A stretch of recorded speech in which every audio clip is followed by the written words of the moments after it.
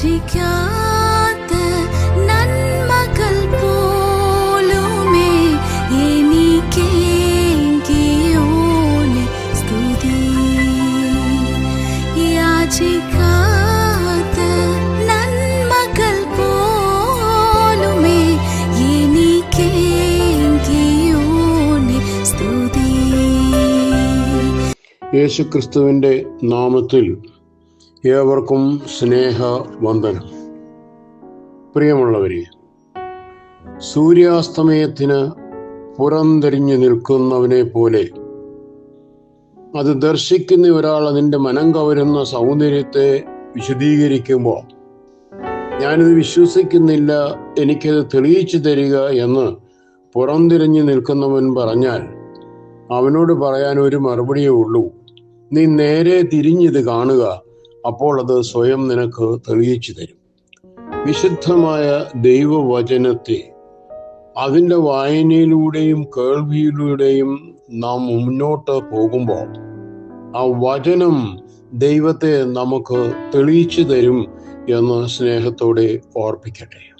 119 സങ്കീർത്തനം 159 തിരുവചനം ഇപ്രകാരം പറയുന്നു: നിന്റെ പ്രമാണങ്ങൾ എനിക്ക് എത്ര പ്രിയം എന്ന് കണ്ടു. യഹോവേ, നിന്റെ ദയയ്ക്ക് തക്കവണ്ണം എന്നെ ജീവിപ്പിക്കണമേ. ജീവിതത്തിൽ ദൈവവചനത്തിൻ്റെ പ്രസക്തിയെ ഇത് ഘോഷിക്കുന്നു. ഒരു റോസാപ്പൂ അതിൻ്റെ സൗരഭ്യത്തെ പറ്റി ഒരാളോട് വർണ്ണിക്കുമ്പോൾ മൂക്ക് പൊത്തി പിടിച്ചുകൊണ്ട് അതിന് സൗരഭ്യമില്ല എന്ന് പറഞ്ഞാൽ അയാൾക്ക് ആ സൗരഭ്യം നുകരുവാൻ സാധ്യമല്ല. ഇപ്രകാരം തന്നെ ദൈവവചനത്തിൻ്റെ നേരെ മനസ്സ് തിരിക്കാതെ ദൈവത്തെ കണ്ടെത്തണം എന്ന് പറയുന്നതും യുക്തമല്ല. ദൈവത്തോടും ജീവിതത്തോടും നമ്മോട് തന്നെയും നീതി പുലർത്തേണ്ടുന്ന ഒരു അന്വേഷണം, നമ്മുടെ മുൻവിധികളെ, ഭയപ്പാടുകളെ ദൂരെ കളഞ്ഞ് ജീവിതത്തെ സാഹസികമായ ഒരു അന്വേഷണമാക്കി മാറ്റേണ്ടിയിരിക്കുന്നു. ദൈവത്തെ കണ്ടെത്തുവാനുള്ള അന്വേഷണമായിരിക്കണം നമ്മുടെ ജീവിതവും നമ്മളും.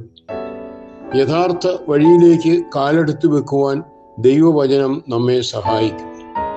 അന്തരാത്മാവ് നമ്മോട് മന്ത്രിക്കും: ഇതാണ് യാഥാർത്ഥ്യം, ഒടുവിൽ നീ ഇവിടെ എത്തിച്ചേർന്നു എന്ന്. ഈ മന്ത്രണത്തിന് സുനിശ്ചിതമായ യാഥാർത്ഥ്യത്തിൻ്റെ പരിവേഷമാണുള്ളത്. കാരണം അത് വെറും ഒരു യാഥാർത്ഥ്യത്തെക്കുറിച്ചുള്ള സുനിശ്ചിതത്വമല്ല, മൃദുലവും ഊഷ്മളവും ആഴമുള്ളതുമായ സംതൃപ്തി പ്രദാനം ചെയ്യുന്നതാണ് അത്.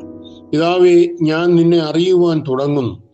പഴയതിനെ വിട്ടും പുതിയതിലേക്ക് ഞാൻ പ്രവേശിക്കുമ്പോൾ പല ഉൾവലിവുകൾ എനിക്കുണ്ടാകുമെന്നതിനാൽ നിന്റെ കരം എന്നെ പിടിക്കണമേ.